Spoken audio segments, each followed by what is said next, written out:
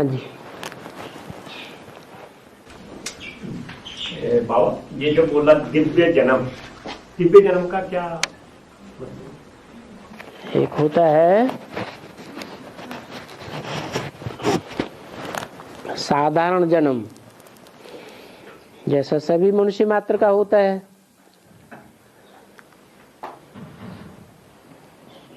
और यदा कदा कोई मनुष्य अकाले मौत शरीर छोड़ते हैं,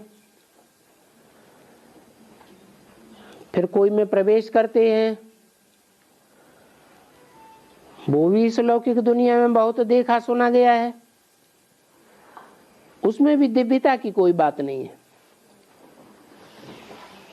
लेकिन शिव जो प्रवेश करते हैं, जो गीता में भी लिखा है, प्रवेश तुम मैं प्रवेश करने योग्य हूं, जन्म कर्म च मे दिव्यम यो मे वेत्ति तत्वतः। जो मेरे जन्म और कर्म को दिव्य रूप से तत्व सहित जानता है, वो श्रेष्ठ आत्मा है। तो दिव्य का मतलब है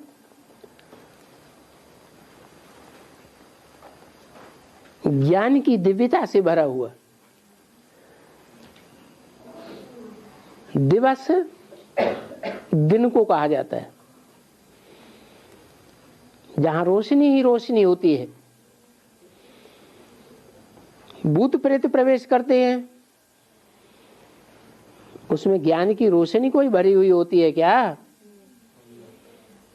और भगवान प्रवेश करते हैं तो प्रवेश करने के बाद जो कुछ भी सुनाते हैं, उसमें ज्ञान की रोशनी भरी हुई है या नहीं भरी हुई है? इसलिए दिव्य जन्म है। बाबा दिव्य और अलौकिक एक ही चीज है या कुछ अंतर है? लौकिक और अलौकिक, दिव्य और अलौकिक एक ही बात। ये लोक माने ये संसार। इस संसार में जो कुछ हम सुनते हैं, देखते हैं, करते हैं,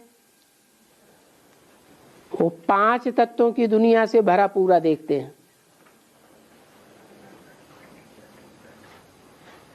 ज्ञान नहीं है, अज्ञानता से भरी हुई दुनिया को देखते हैं। जो दुनिया नष्ट होने वाली है, नष्ट हो जाएगी, ऐसी दुनिया को देखते हैं। और भगवान आते हैं, हमें आत्माओं की दुनिया दिखाते हैं। आत्माएं नष्ट होती हैं क्या? वो नष्ट होने वाली नहीं है, थी, हैं और रहेंगी। स्वयं परम पिता परमात्मा भी था, है और रहेगा। 5 तत्व नष्ट होते हैं, मूल रूप में तो वो भी नष्ट नहीं होते। आत्माएं न मूल रूप में नष्ट होती हैं और न इस संसार में आती हैं, जन्म लेती हैं शरीर से, तो भी नष्ट नहीं होते। आत्माओं का मूल रूप है ज्योति बिंदु। वो नष्ट होता है क्या? हाँ, इस संसार में आने के बाद 2500 वर्ष तक हमें आत्मा के स्वरूप याद रहता है, और बाद में रावण राज्य आने पर भूल जाता है। और बाबा जगदम्बा जो है वो बाप की रचना है, शिव बाप की। तो ये लेसन में और भट्टी में हमने सुना कि जो पहली प्रवेशता वो जगदम्बा के अंदर हुई है। तो बाबा इसका थोड़ा क्लियर कीजिए, पहली प्रवेशता प्रजापिता के अंदर हुई है, जगदम्बा के अंदर हुई? बच्चे की पैदाइश का बीज जब पड़ता है तो एक के द्वारा बीज है या 2 के द्वारा बीज? क्या कहें? बीज बोने वाला बीज बोए और धरणी उसको ग्रहण न करे तो चलेगा, नहीं चलेगा। तो दोनों का एक साथ है, लेकिन अंतर ये है, एक है भक्ति और एक है ज्ञान। अब बात है परमपिता परमात्मा के आने की लक्ष्य क्या है? ज्ञान देना। तो ज्ञान की दृष्टि से देखा जाए तो प्रजापिता में प्रवेश करना वो परमपिता परमात्मा का लक्ष्य पूरा होता है। क्या लक्ष्य पूरा होता है? इस संसार को ज्ञान देना, सच्चाई देना। वो स्वयं ही सत्य है। कौन? परमपिता परमात्मा। गॉड इज ट्रूथ कहा जाता है, सत्य को ही ज्ञान कहा जाता है। तो इस हिसाब से ज्ञान का बीज बोने वाला पिता पिता होगा या माता होगी? पिता है। जिसमें बीज बोया जाता है वो अज्ञानमयी है या ज्ञान से भरी पूरी है? अज्ञानमयी है। लेकिन बाबा जैसे वो बच्चा, उसको पहला ब्राह्मण बनना पड़ता है जगदम्बा के द्वारा, प्रजापिता को भी बनना पड़ता है। हाँ जी, जगदम्बा के द्वारा। हाँ जी। उस तरह से उसका बच्चा भी तो साबित होता है। बच्चा है तो ब्रह्मा हुआ बच्चा। बच्चा कौन हुआ है? ब्रह्मा का बच्चा क्या हुआ? ब्राह्मण हुआ। पहला ब्राह्मण हुआ। लेकिन जो पहला ब्राह्मण है वो ब्राह्मण, जब ब्राह्मण है तो अज्ञानी है या ज्ञानी है? जब तक यज्ञोपवीत न हो तब तक क्या माना जाता है? ब्राह्मण बच्चे को अज्ञानी माना जाता है। तो बच्चा तो पैदा हुआ, लेकिन जैसे माँ अज्ञानी वैसे बच्चा भी अज्ञानी। यज्ञ के आदि में प्रजापिता को भी अज्ञानी कहें, संपूर्ण ज्ञानी कहें या अधूरा ज्ञानी कहें? अधूरा ज्ञानी था। शुरुआत में पूरा ज्ञान नहीं था, इसलिए टूट पड़े, फेल हो गए। और बाबा, हाँ, शिव नाम कैसे पड़ता है? शिव प्लस वाह, कल्याणकारी। अकल्याणकारी किसी अर्थ में नहीं। जो करता है कल्याणकारी। कोई कहे ये तो कल्याणकारी नहीं हो सकता, ये कर्म कल्याणकारी नहीं हो सकता, वो कर्म कल्याणकारी नहीं हो सकता। तो इस तरह कहने वाला स्वयं ज्ञानी कहा जाएगा या अज्ञानी कहा जाएगा? वो भी अज्ञानी कहा जाएगा। उसे ज्ञान नहीं है वस्तुता वास्तविक चीज क्या है, वास्तविक बात क्या है। जब वास्तविकता खुलेगी तब उसे भी पता चल जाता है। शिव माने कर्म से भी कल्याणकारी, वाचा से भी कल्याणकारी, और मनसा के संकल्पों में भी कल्याणकारी। अकल्याण का नाम निशान नहीं, कोई परसेंटेज ही नहीं अकल्याण की। इसलिए नाम शिव है। नाम कब पड़ता है? तो काम परम धाम में किया या इस सृष्टि पर आकर किया? इस सृष्टि पर आकर के कल्याण के काम किए। वाचा भी कल्याण की चलाई।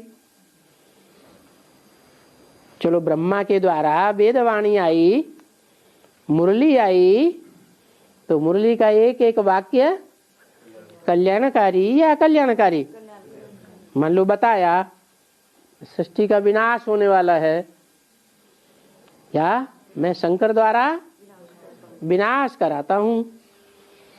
तो विनाश कराना ये अच्छी बात है, बुरी बात है? जो अज्ञानी होंगे वो कहेंगे यार ये तो ठीक बात नहीं। कितने लोग दुखी होंगे? सारा संसार हा हा हा हाकार करेगा, लेकिन हाहाकार कौन करेंगे? उन हाहाकार करने वालों के बीच में कोई जय जयकार करने वाले भी होंगे या नहीं होंगे? होंगे। तो कौन श्रेष्ठ हुए? वो जय जय कर करने वाले इतने श्रेष्ठ हैं कि जो हाहाकार करने वालों की प्लेंटियन तादाद है, उनके कर्मों के ऊपर जीत पाने वाले हैं। इसलिए उनको वाहवाही उनके दिल से निकलती है कि ईश्वर ने जो किया, ये सारे संसार का विनाश किया, किसके लिए किया? हमारे लिए किया। ये सच्चाई है या दुखदाई बात है? सच्चाई है। हाँ, आज बाबा ने कहा कि बाप आया है, बाप चला ना जाए, इसलिए सबको संदेश देना है। हाँ। फिर बाबा कहते हैं कि किसी को भी ये डायरेक्ट नहीं कहना है कि भगवान बाप आया है। हाँ, संदेश तो तीनों देना है। तीन ही संदेश हैं। क्या?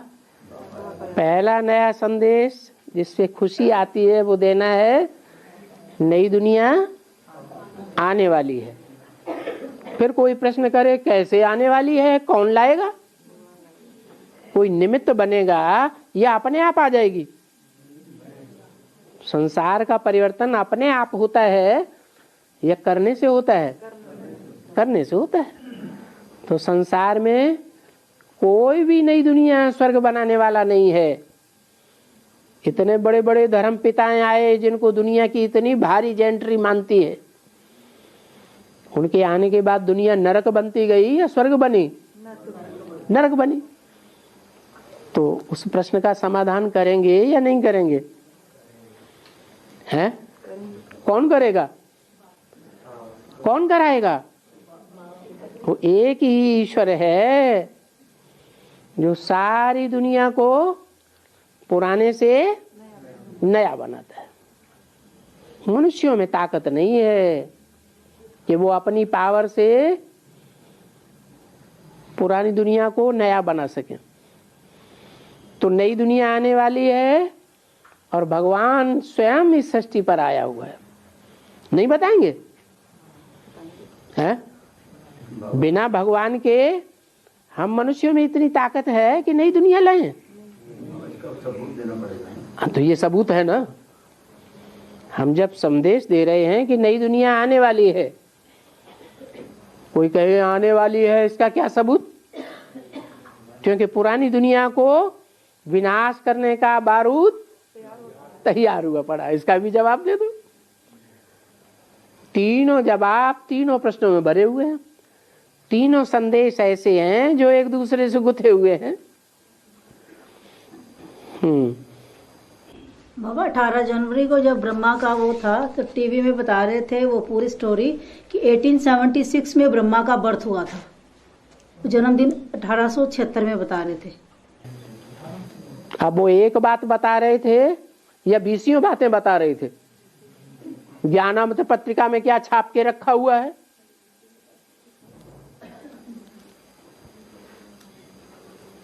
और दीदी दादियां उस समय क्या बताती थी? तो अगर एक ही संप्रदाय बात के द्वारा भांति भांति की अलग अलग बातें कही जाएंगी तो वो बातें झूठी साबित होंगी या सच्ची होंगी? झूठी साबित हो जाती है। एक बात सच्ची होगी, दो बातें थोड़ी सच्ची होंगी जो एक दूसरे के विरोधी हैं। और बाबा अहमदाबाद से विजय भाई ने प्रश्न किया है कि सतयुग में आत्मा शरीर छोड़ती है तो उसको साक्षात्कार हो जाता है कि मुझे अगला जन्म कहाँ पर लेना है। तो वहां पर निमित जो माता गीता पाठशाला चला रहे थे, उन्होंने शरीर छोड़ा तो उन्होंने बाबा से बोला, बाबा मेरी सेवा अब पूरी हो रही है, मुझे बाबा अभी दूसरी जगह भेज रहे हैं, मेरा पुरुषार्थ यहाँ पूरा आता है। तो भाई पूछ रहे हैं कि क्या ये सतयुग की शूटिंग मान के चले हम इसको?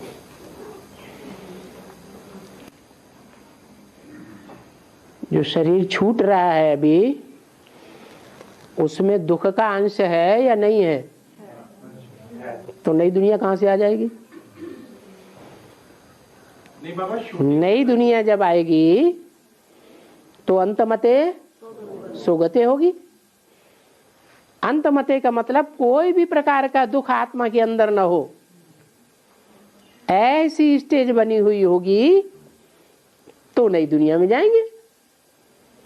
थोड़ा भी दुख का अंश है तो नई दुनिया में जाने वाले नहीं हैं।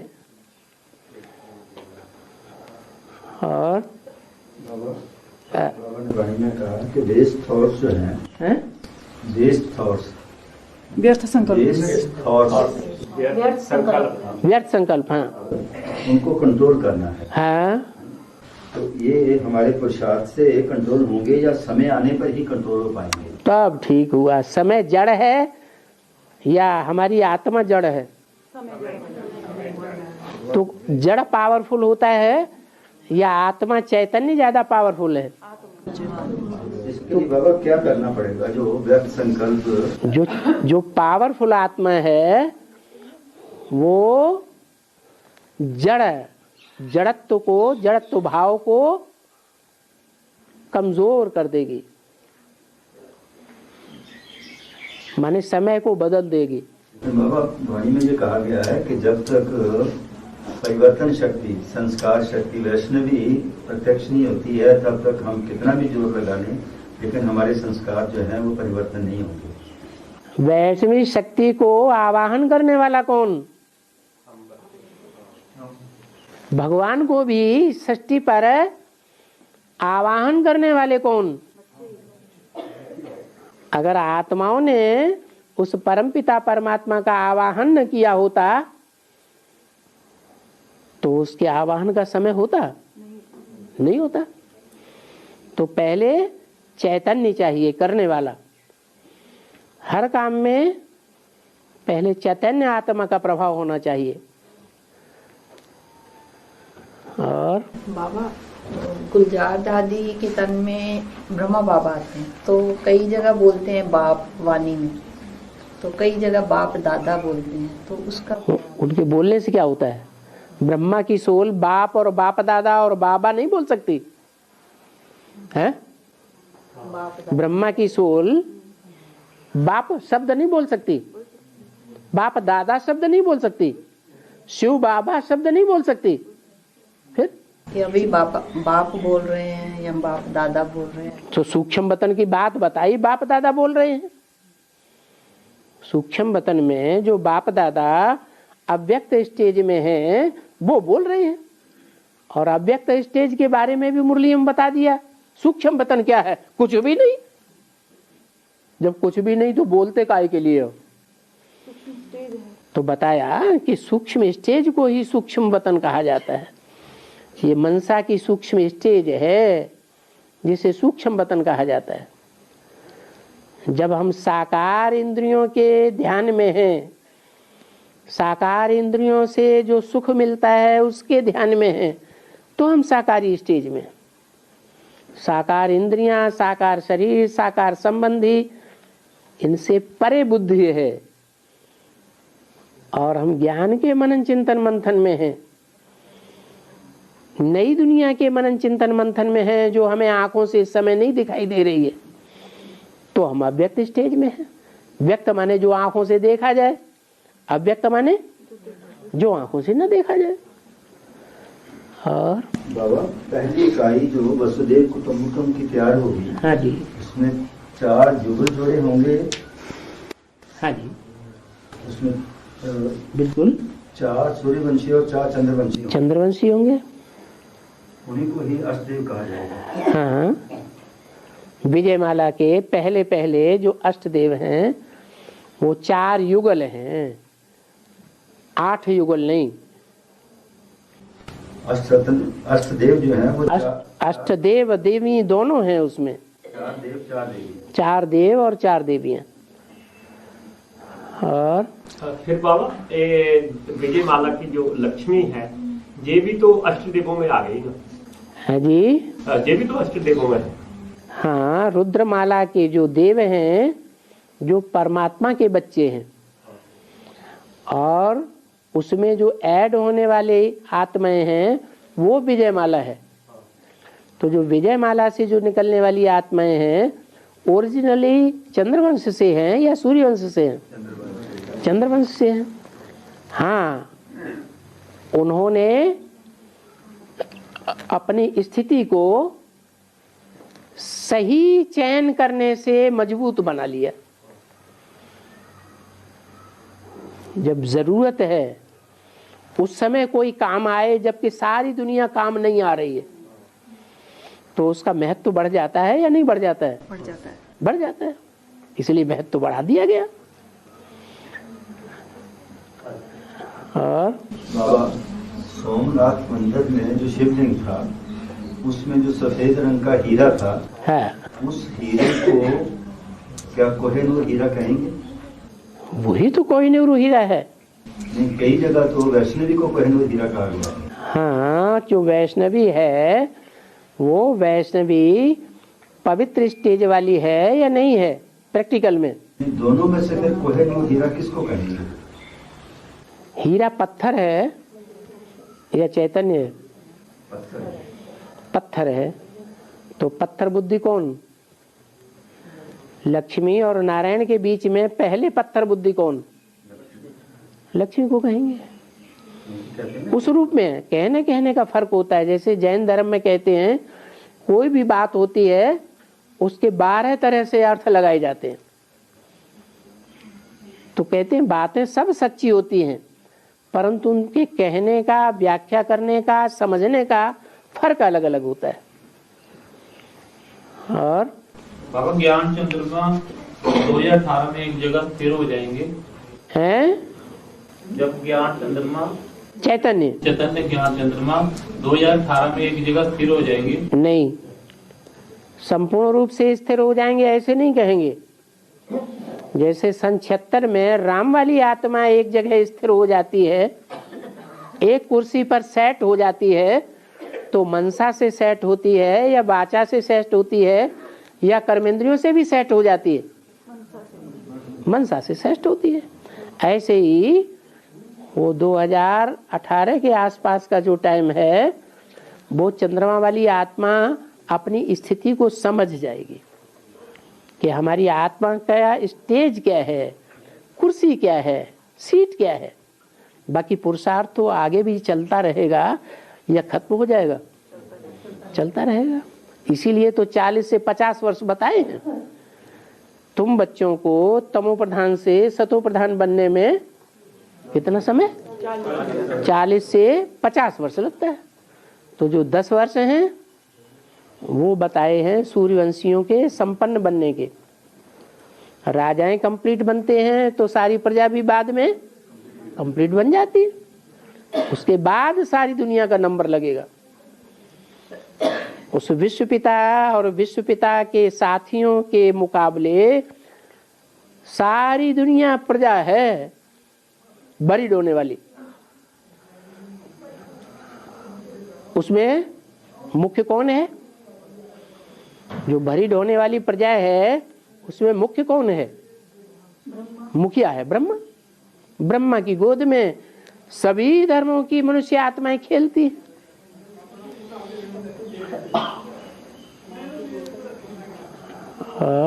बाबा, जब फरुखाबाद में बट्टी करने जाते हैं तो जन्म कौन सा माना जाता है? जब बट्टी करके बाहर आते हैं वो बर्थ माना जाता है या जिस दिन पहले दिन एंटर करते हैं? ये अंदर ही भट्टी करने के अंदर ही जन्म माना जाता है। बाहर मतलब करें या जिस दिन घर पहुंचेंगे सुबह या ट्रेन में बैठते हैं रात को तो अगले दिन वो घर में पहुंचे वो जन्म माना जाता है? कौन सा दिन?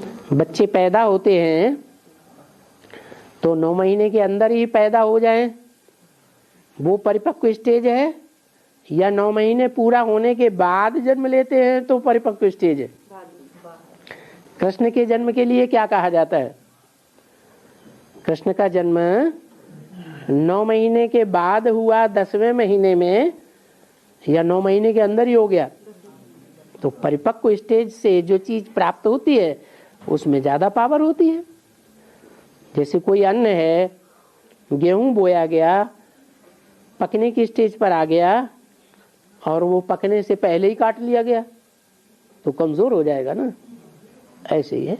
बाबा, हाँ आशुतोष महाराज समाधि लगा के बैठे हैं बहुत समय से। हाँ। क्या ये संभव है कि वो जीवित होंगे? जबकि उन्होंने उनको क्लिनिकली डेड डिक्लेयर किया है। ये तो कुंभक की प्रैक्टिस की बात है। क्या ये संभव है? जिस व्यक्ति का कुंभक प्रैक्टिस में परिपक्व स्टेज में पहुंच गया, जैसे आसन है स्थूल शरीर का, कोई भी आसन पर जिसकी 3 घंटे 45 मिनट की स्टेज पक्की हो जाती है, वो कितने भी लंबे समय तक, कितने भी दिन तक उसी एक आसन पर बैठा रह सकता है, पूरा शरीर जाम नहीं हो जाएगा। ऐसे ही कुंभक की स्टेज है, श्वास प्रश्वास की प्रक्रिया को रोकने की प्रैक्टिस की बात है। तो हाँ, हठ योग है। आत्मा नील में चली गई, संभव क्यों नहीं हुई? जब आसन संभव हो सकता है लंबे समय तक के लिए, तो श्वास प्रश्वास की क्रिया को रोकना संभव नहीं है, वो भी संभव है। इसका मतलब है कि वो जीवित हो जाएंगे। ये कोई बात नहीं, खत्म भी हो सकते हैं, जीवित भी हो सकते हैं। जाने कितने खत्म हो गए, अनुमान लगाने से क्या होता है। और बाबा, जो बच्चे बाप को पहचान लेते हैं, ब्राह्मण बच्चे जो एडवांस में आते हैं बाप को पहचानते हैं, कौन पहचान लेते हैं? वही जो ब्राह्मण होते हैं, ब्राह्मण बच्चे अब परसेंटेज में पहचान लेते हैं। पहचानते हैं। तो कुछ देर के बाद 2-4 साल के बाद जो शरीर छोड़ देते हैं अपना, तो वो कितना बाप को पुरुषार्थ करके पहचानते हैं? शरीर क्यों छोड़ देते हैं? शरीर वो छोड़ते हैं जिनके अंदर भक्ति के संस्कार रहते हैं। जिनके अंदर भक्ति के संस्कार नहीं है, या कोई एक संस्कार उनका 100% भक्ति का पक्का हो चुका है, जिससे साबित होता है कि वो चेंज हो ही नहीं सकता इस जन्म में, तो उनको शरीर छोड़ना निश्चित हो जाता है। तो शरीर छोड़ने के बाद भी अगले जन्म में उनको ज्ञान के संस्कार पक्के करने हैं, पुरुषार्थ फिर से करना है, भक्ति पूरी होगी और परिपक्व स्टेज में ज्ञान मिलेगा। और बाबा, रामायण में बताया कि अनसुईया माता ने सीता माता को वस्त्र दिए, तो वो वस्त्र कभी मैले नहीं होते। ठीक है, वस्त्र माने शरीर। तो सीता माता क्या है? जगदम्बा है, धरणी ही जगदम्बा है। सारे जगत को जन्म देने वाली क्या है? धरणी। तो धरणी से पैदा होती है, धरणी में समा जाती है। वो धरणी को ये वरदान मिला हुआ है कि शरीर से सदैव नौजवान ही रहेगी, हर जन्म में कभी भी वृद्धता को प्राप्त नहीं होती। और बाबा, ब्रह्मा से ब्राह्मण पैदा हुए, हाँ, विष्णु से वैष्णव पैदा हुए हैं, विष्णु से वैष्णव पैदा हुए और शंकर से शैव। हाँ। तो बाबा, ब्राह्मण और वैष्णव तो अभी मिलते हैं, शैव संप्रदाय कहाँ लोग ये संसार में हैं? इसका इतना अस्तित्व नहीं है शैव संप्रदाय का। शैव संप्रदाय का अस्तित्व नहीं। दक्षिण भारत में देखो जाके, हर गले में शिवलिंग लटका हुआ है कि नहीं। महाराणा प्रताप के जो वंशज थे, शिवाजी के जो वंशज थे, वो एकलिंग भगवान को मानते थे या नहीं मानते थे? हैं? मानते थे। हाँ हाँ, ये है जो ऊंची चीज होती है वो कम तादाद में होती है या ज्यादा तादाद में होती है? कम तादाद में होती है। वैसे भी देखा जाए, ब्रह्मा की भुजाएं 1000 होंगी या शंकर की 1000 भुजाएं सहयोगी बनेंगी? ब्रह्मा की बनेंगी। क्यों? क्योंकि शंकर का जो पुरुषार्थ है वो कैलाशी पुरुषार्थ है। कैलाश पर्वत का पुरुषार्थ का मतलब क्या हुआ? बहुत ऊंची स्टेज का पुरुषार्थ है। उसमें सब मनुष्य आत्माएं लगातार जीवन भर सहयोगी नहीं बन सकते।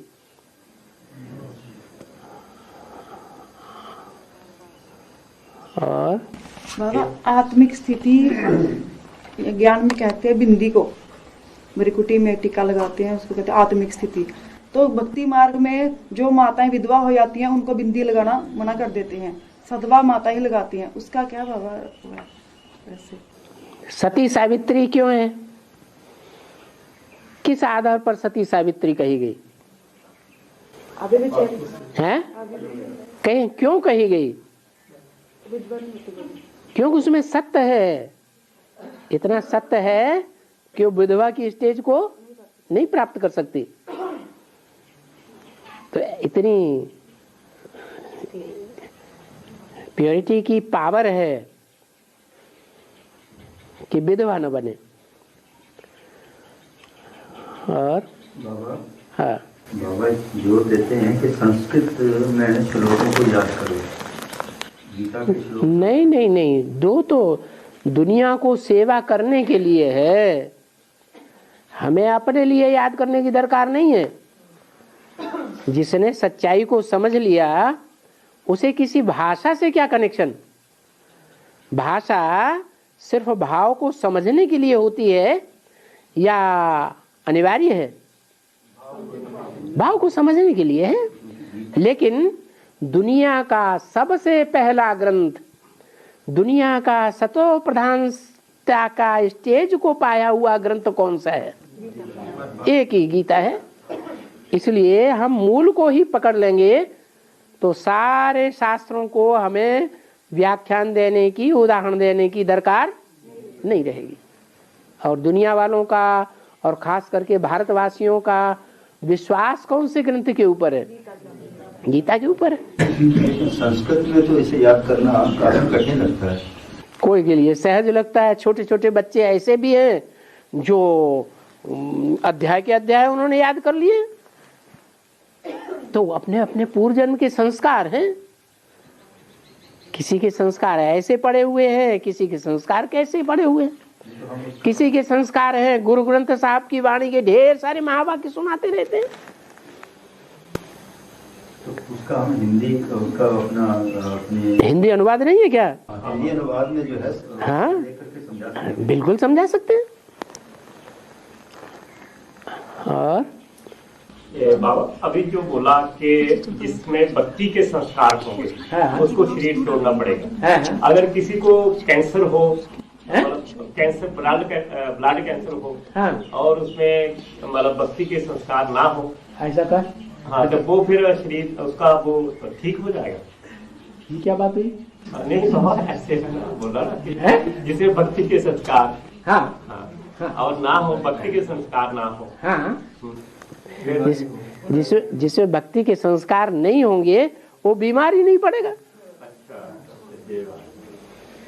जो संपूर्ण ज्ञानी बन गया, 1% भी भक्ति का कोई संस्कार नहीं रहा, वो तो संपूर्ण ज्ञानी हो गया ना। तो ज्ञानी हो गया, उसके पास बीमारी कैसे फटकेगी? बाबा कहते हैं बीमारी तो कल्याणकारी है, धर्मराज की मार नहीं खानी पड़ेगी। विनाश कल्याणकारी नहीं है। बीमारी तो एक आदमी को खाती है। हाँ।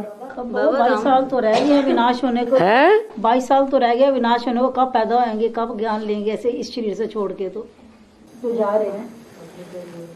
विनाश जो लास्ट स्टेज का विनाश है वो थोड़े दिन में होगा या 22 साल में होगा? वो तो थोड़े दिन के अंदर होगा, ताकि दुनिया को ज्यादा दुख सहन न करना पड़े। और जो ज्ञानी बच्चे हैं, जैसे 2036 का टाइम लगभग बताया है, उसके 2-4 साल पहले किसी की अगर मृत्यु हो जाएगी तो बच्चा कब जन्म लेगा, कब अपनी परिपक्व स्टेज को प्राप्त करेगा उसको? अगर आज की दुनिया में 3 साल का बच्चा कंप्यूटर में सिद्ध हस्त हो जाता है और वो अच्छे कंप्यूटर पर काम करने वालों को टीच कर सकता है, तो आगे चल करके और जादू नहीं हो सकता? तो फिर हाँ, एडवांस ज्ञान लेने के बाद जिनका शरीर छूटता है, एडवांस ज्ञान लेने के बाद बाबा से मिलने के बाद जिनका शरीर छूटता है, उसका क्या मुख्य कारण क्या है? उसका कारण ये है कि उनमें कोई भक्ति के संस्कार रह गए हैं तो शरीर छूट गया। अब नया शरीर लेकर के फिर नए सिरे से पुरुषार्थ करेंगे, जिसमें पूर्व जन्म के ब्राह्मणत्व के संस्कार, ब्राह्मणत्व का ज्ञान ऐड हो जाएगा, और अच्छी एडवांस पार्टी में आ जाएगा। हम ऐसे नहीं कह सकते हैं कि वो शायद इस दुनिया से जो है अंदर से बिल्कुल मरे ही नहीं थे, इसलिए उनको अकाले मृत्यु का सामना। एडवांस की दुनिया से नहीं मरे, एडवांस में उनको आने के बाद ये पता लग जाता है कि हमें इसी शरीर से नई दुनिया में जाना है। अब शरीर है बेकार, वयोवृद्ध हो गया, बीमारियों वाला हो गया, लेकिन आत्मा में संस्कार भरा हुआ है कि हमको शरीर से नई दुनिया में जाना है। तो अगला शरीर जो मिलेगा वो अच्छा मिलेगा या खलास होने वाला मिलेगा? अच्छा मिलेगा।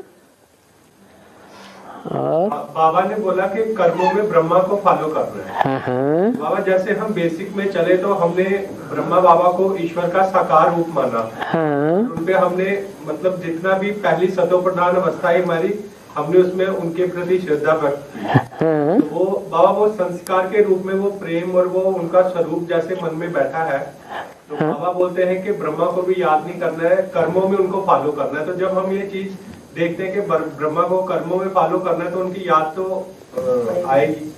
तो उसको क्या तरीका है उसका? क्या तरीका है? अरे ब्रह्मा मौजूद नहीं है, लेकिन जो भी ब्रह्मा का स्वरूप था उसके बारे में हम बहुत कुछ जानते तो है ना। मुरलियों से ब्रह्मा के स्वरूप को हमने टैली तो कर लिया कि नहीं टैली किया? टैली कर लिया। तो उसी आधार पर हमें याद भी करना है कर्मों को। बाबा ब्रह्मा के गुणों को फॉलो करना ना, फिर उसको थोड़ा। हाँ, गुणों के आधार पर ही तो कर्म होते हैं। अब गुणों के आधार पर ही कर्म होते हैं। बाबा, ये चिरंजीवी भव आयुष्मान भव का जो वरदान है, चिरंजीवी भव आयुष्मान भव, चिरंजीवी भव आयुष्मान भव, हाँ हम बच्चों को मिलते हैं ना। हाँ हाँ, तो ये किन बच्चों को मिलते हैं? ये उन बच्चों को मिलते हैं जो पूरे 5000 वर्ष जीवित रहने वाले हैं। इस षष्ठी रूपी रंगमंच पर एक जन्म भी उनको कम नहीं मिलेगा। उसके लिए उनका क्या पुरुषार्थ होना चाहिए? आत्मिक स्थिति। जो आत्मिक स्थिति के पुरुषार्थ में सबसे जास्ती तीव्र होगा वो पूरे 84 जन्म लेगा, क्योंकि आत्मा परिपक्व स्टेज को प्राप्त हो गई पुरुषार्थ करके। आत्मा बीज है, 84 जन्म लेने हैं आत्मा को, तो उतनी परिपक्व स्टेज भी तो चाहिए। और धर्म वाले आत्मा की परिपक्व स्टेज को नहीं प्राप्त करेंगे, वो देहभान में रह जाएंगे। इसलिए जब शरीर छोड़ेंगे तो उनका देह मिट्टी में मिलाया जाएगा। देहभान की मिट्टी में गड़ जाते हैं, और हम बच्चे देहभान की मिट्टी को खलास कर देते हैं, राख कर देते हैं, जला भुना के योग अग्नि में, ज्ञान अग्नि में। संगम युग में हम बच्चों की उम्र सतयुग से भी ज्यादा होनी चाहिए। संगम युग सीमित है, यहाँ ज्यादा उम्र होने का सवाल नहीं है। यहाँ का 1 सेकंड वहां का जन्म जन्मांतर का हिसाब बना देता है। जिस सेकंड हम शरीर छोड़ेंगे उस सेकंड में हमारी जो स्टेज बनेगी वो कितने जन्मों का हमारा प्रतिफल दे देगी है? हाँ, अनेक जन्मों का प्रारब्ध है, उसे 1 सेकंड में बन जाएगा। और हम बच्चे 3 युगों का अनुभव एक शरीर के साथ करते हैं, कलयुग का, संगम युग का और सतयुग का, नहीं आने वाली दुनिया का। हाँ, तो 3 युगों का अनुभव हमें इसी शरीर के साथ हमारी अनुभव करेगा। हाँ, त्रेता युग की स्टेज का अनुभव नहीं करते हैं? हैं? नहीं करते हैं? हाँ, फेलियर होते हैं तो कैसे होते हैं? राम वाली आत्मा फेलियर की स्टेज में कैसे गई? त्रेता युगी स्टेज का, उतरती कला का अनुभव किया है या नहीं किया? किया। बाबा, जो नंबर 1 आत्मा है, पाठधारी, 36 के बाद कितना समय तक वो सतयुग में शरीर साहित्य रहेगी? है? नंबर 1 आत्मा जो हीरो पाठधारी है वो 1936 में जब सतयुग शुरू होगा तो उसके कितने वर्षों तक उसी शरीर में वो आत्मा विराजमान रहेगी? माना आयुष्य कितना होगा? अभी टोटल आयु कितनी होगी? नियम क्या है आयु के संबंध में? आयु लंबी होने या कम होने का नियम क्या बताया है? जो जितना याद में तीखा होगा उसकी उम्र भी उतनी लंबी हो जाएगी। तो सबसे जास्ती तीखी याद किसकी होती है? हीरो पाटदारी। हीरो पाटदारी की सबसे जास्ती तीखी याद होती है। तो उसकी उम्र भी दुनिया की 500 करोड़ मनुष्य आत्माओं के मुकाबले कम होगी या ज्यादा होगी? सतयुग में जो पहला जन्म लेने वाले सामान्य पुरुषार्थी हैं जो संगम युग में ब्राह्मण, वो 150 वर्ष आयु है उनकी बताई हुई। तो उस 150 वर्ष की आयु से ज्यादा आयु होगी या कम आयु होगी? ज्यादा होगी।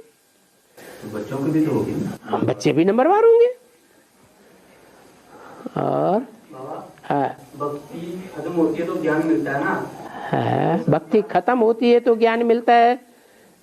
वो परसेंटेज के आधार पर कहा गया है। जिस परसेंटेज में हमारी भक्ति खत्म हुई उसी परसेंटेज में हमको ज्ञान मिलेगा। अभी हम अपने को संपूर्ण ज्ञानी कहें या अधूरा ज्ञानी कहें? अधूरा ज्ञानी। क्यों? इसलिए अधूरा ज्ञानी कहें कि आज निश्चय बुद्धि बनते हैं और कल माया अनिश्चय बुद्धि बना देती है। तो संपूर्ण निश्चय बुद्धि हुए, संपूर्ण ज्ञानी हुए या अज्ञानी हुए? अज्ञानी ही कहेंगे। अगर जो ज्ञान में नहीं चलते कईयों की आयु होती है 105 को 110 बोलता है। दादा की 110 आयु की उस एज में डेथ हुई। ज्ञान में तो कुछ पता नहीं था। 110 आयु इतनी कलयुग में कैसे ले ली उन्होंने? जो आत्माएं बाद में आएंगी परमधाम से, वो सतो प्रधान स्टेज वाली होती है या तामसी स्टेज वाली होती है? तो उनकी आयु लंबी नहीं होनी चाहिए। जो रशियंस हैं, जहां नास्तिकवाद फैला हुआ है कि हम ही सब कुछ है, भगवान कुछ भी नहीं, स्वर्ग कुछ भी नहीं, नरक कुछ भी नहीं, आत्मा कुछ भी नहीं, परमात्मा कुछ भी नहीं, हम ही सब कुछ है। हम चाहें तो 1 सेकंड में दुनिया को नष्ट कर सकते हैं। तो ऐसी नास्तिकवादी आत्माएं जो बिल्कुल निम्न स्टेज की आत्माएं हैं, जिन्हें धर्म के ऊपर कोई आस्था नहीं है, ऐसी आत्माएं बाद में उतरती हैं या आदि में उतरती हैं या मध्य में उतरती हैं? बाद में उतरती हैं। तो बाद में उतरेंगी तो परमधाम से पावरफुल आत्माएं आई हैं या कमजोर आत्माएं आई? पावरफुल है। तो उनकी आयु लंबी नहीं होनी चाहिए। आज भी रशियंस की आयु 125 वर्ष से 130 वर्ष आराम से होती है। और बाबा आह्वान करना भी भक्ति है? आह्वान करना, आवाहन करना भक्ति के संस्कार हैं या नहीं है? जो काम अपने द्वारा संभव नहीं है, हमारी आत्मा ने साक्षात्कार कर लिया कि ये कार्य हम नहीं कर सकेंगे। जो कार्य प्रवृत्ति मार्ग में संपन्न हो सकता है, वो कार्य हम अकेले रह करके निवृत्ति मार्ग में संपन्न नहीं कर सकते। तो किसी का सहयोग ले लेना खराब बात है क्या? है? खराब बात है? नहीं। तो आवाहन कर लेना चाहिए ना। अहंकार दिखाना जरूरी है। हमें पता चल गया कि हम जन्म जन्मांतर के राजा हैं, रानी रहने के संस्कार हमारे अंदर नहीं है, किसी के अधीन रहने के संस्कार हमारे अंदर नहीं है। तो जन्म जन्मांतर के जो राजाएं हैं भारतवर्ष के, वो अपवित्र बनते रहे, उनमें अपवित्रता के संस्कार ज्यादा हैं या प्योरिटी के संस्कार हैं? मालूम हो गया ना? नहीं मालूम हुआ? और हमें ये भी मालूम हो गया कि दुनिया के सारे कार्य अच्छे से अच्छे हों, वो किस आधार पर होते हैं? पवित्रता के आधार पर होते हैं। हमें ये भी पता चल गया ये पवित्रता की पावर दुनिया में कौन सी आत्मा है जिसमें पवित्रता की पावर सबसे जास्ती है। अरे 500 करोड़ में कोई तो आत्मा होगी जो प्योरिटी की पावर में सबसे आगे हो, है? कोई कहे कि नहीं शंकर जी ही हो सकता है जिसमें शिव प्रवेश करता है जो एवर प्योर है। नहीं, सब पुरुष। तो शंकर जी पुरुष है या स्त्री है? पहले बनाना फिर प्योर शिव आया है? हाँ, पहले बनाना फिर शिव आया। फिर इसलिए जो योग्य है उसको मान देना, उसमें हमारा मान बढ़ेगा, कम नहीं होगा।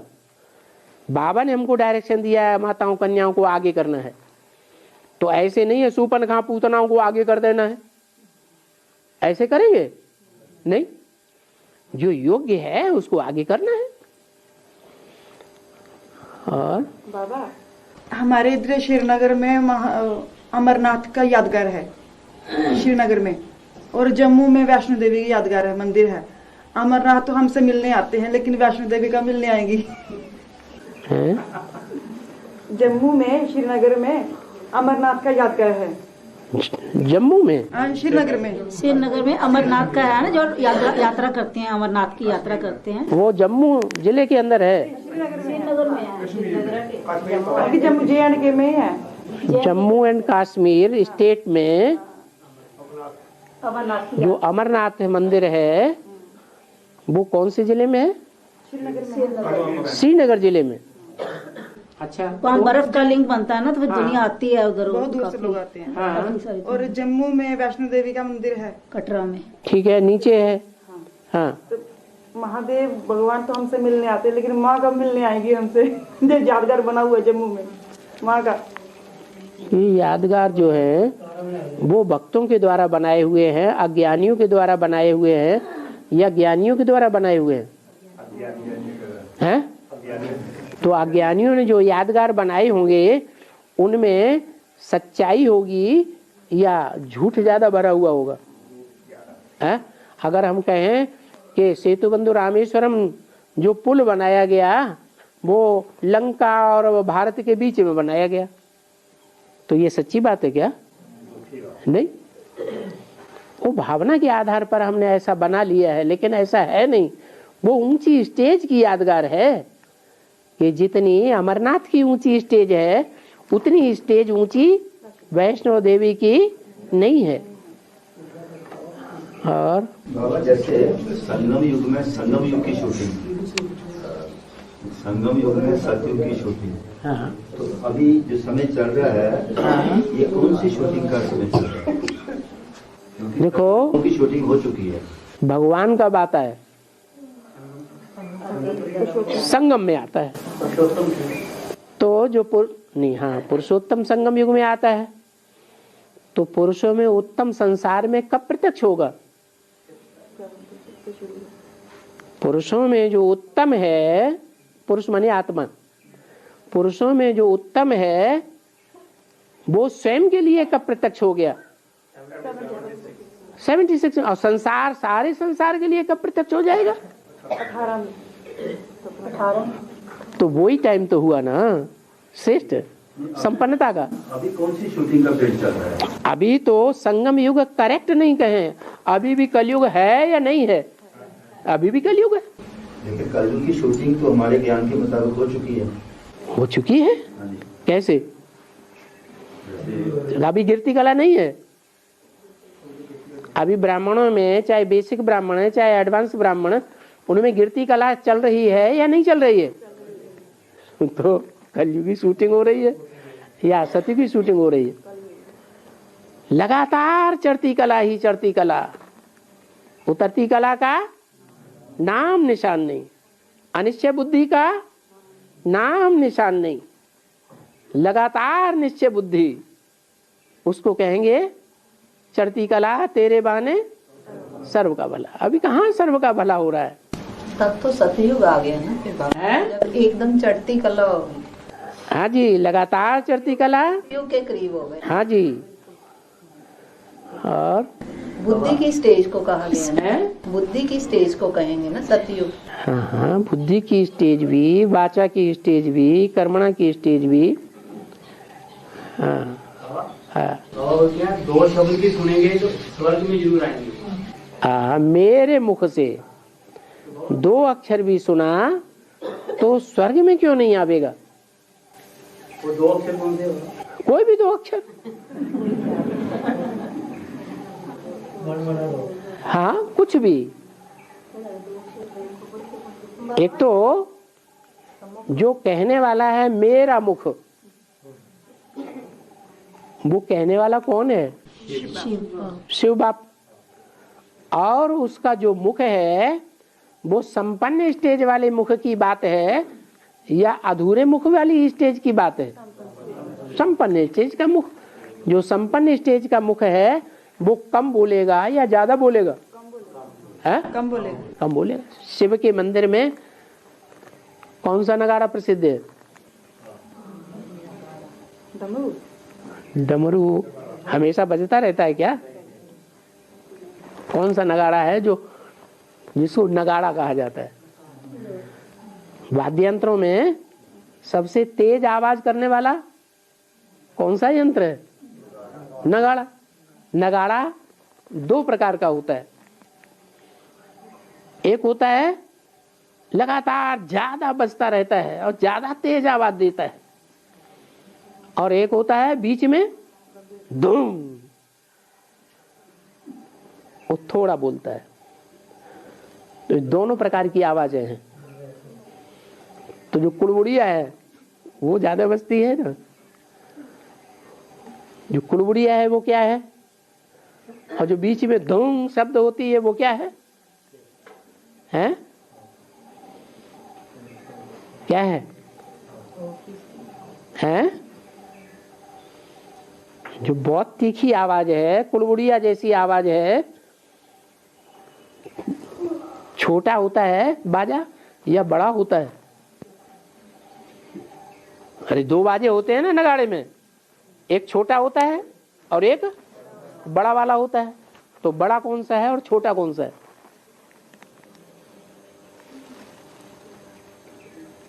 अरे बजने में डमरू छोटा है। नहीं, वो तो डमरू, वो नगाड़े की बात हो रही है।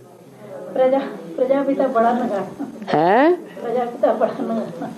प्रजापिता बड़ा नगाड़ा नहीं।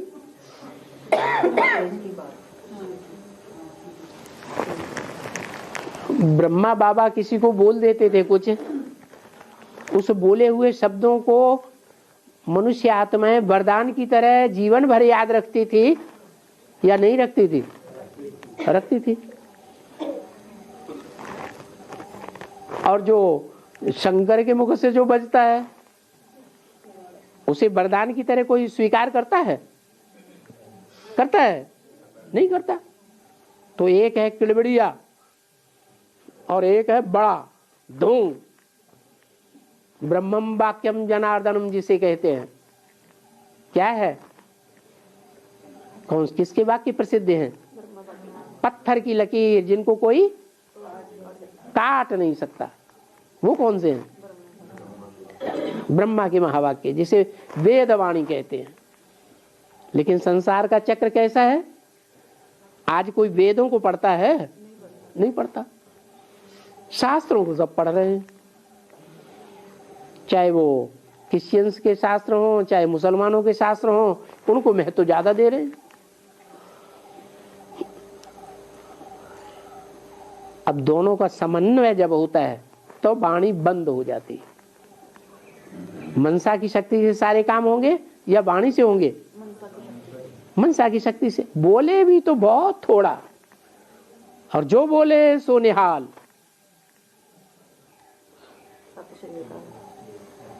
सत श्री अकाल। तो उस समय के लिए बोला है कि मेरे मुख से 2 अक्षर भी सुने तो क्या होगा? स्वर्ग में जरूर आएगा। वो भगवान का संपूर्ण मुख है। हाँ, वो कहते हैं कि सरदार जी अभी आपके 12 नहीं बजे, हाँ, तो ये 12 कब बजेंगे? 12 तब बजेंगे जब सूरज बिल्कुल ऊपर आकर के तीखा तीखा चमकेगा। शांति उसकी बोलेंगे तारीख। 40 वर्ष पूरे होंगे पुरुषार्थ के, तामसी स्टेज से सात्विक स्टेज में आने के, तो सूर्य उदय होगा या दोपहर होगा? उदय हुआ। उदय के टाइम पर तीखी ज्ञान की किरणें होती हैं या सुहानी होती है? तो उनका असर सबके ऊपर पड़ेगा या जो तीक्ष्ण बुद्धि होंगे उनके ऊपर पड़ेगा? तीक्ष्ण बुद्धि वालों के ऊपर पड़ेगा। बाबा ये भी कहते हैं ना, राज करेगा खासा बाकी रहे न कोई। हाँ हाँ जी, खालिस किसे कहते हैं? खालिस माने प्योर। तो क्या जो देवी के 9 रूप दिखाए गए हैं उनमें पहला रूप ही खालिस है, अंतिम रूप जो महाकाली है वो खालिस नहीं है? अगर खालिस नहीं है तो पूजा होती है कि नहीं? किस आधार पर पूजा होती है? तो प्योरिटी के आधार पर पूजा होती है। वो प्योरिटी किस किस्म की है? वो प्योरिटी शारीरिक प्योरिटी है या मनसा की प्योरिटी है? हैं? मनसा की प्योरिटी है। मन एकाग्र है। और बाबा आधा कल्प रावण राज करता है, आधा कल्प राम। राम तो भगवान को कहा जाता है, बाप को। तो भगवान तो कहते मैं तो राज करता ही नहीं हूँ, मैं तो राज करता ही नहीं हूँ भारत में आके। भगवान के भी 2 नाम है, परम पिता परमात्मा। परमात्मा परम पिता कोई कहता है? फिर दूसरा नाम है शिव शंकर भोलेनाथ। शंकर शिव कोई कहता है? क्यों नहीं कहता है? हाँ, किस आधार पर बड़ा है? आत्मिक स्थिति में बड़ा है। शिव आत्मिक स्थिति में बड़ा है। शंकर उस आत्मिक स्थिति में सदा काल रहने वाला नहीं है। 2500 साल आत्मिक स्थिति, 2500 साल दैहिक स्थिति। दैहिक स्थिति वालों में भी सबसे पावरफुल पार्ट बजाने वाला, आत्मिक स्थिति वालों में भी 2500 साल सबसे पावरफुल स्थिति में रहने वाला, बाकी उससे भी ज्यादा तीखा शिव। तो शिव ही बड़ा हुआ ना। तो ऐसे ही है, भगवान के भी 2 रूप हैं, एक निराकारवादियों के और एक साकारवादियों के। तो साकार में अगर निराकार ना आए तो कोई काम का नहीं। वो निराकार साकार का समन्वय जब होता है, प्रवृत्ति जब बनती है, तब ही संसार तैयार होता है, नई दुनिया तैयार होती है। तो नई दुनिया बनाने वाला सिर्फ निराकार या साकार या दोनों? इसलिए दोनों को अलग अलग करना ठीक नहीं है। और बाबा जब शिवरात्रि मानते हैं, शिवरात्रि की पूजा करते हैं भक्ति वाले, किसकी? शिवरात्रि की। तो वो कहते हैं भांग पी लेते हैं सभी बच्चे। भांग पीते, भांग शिव बाबा भी पीता था। हाँ पीता था। हाँ, भांग में सिर्फ भांग की पत्ती ही डाली जाती है या बहुत सी चीजें डाली जाती हैं? तो ऐसे ही है शिव बाबा का जीवन।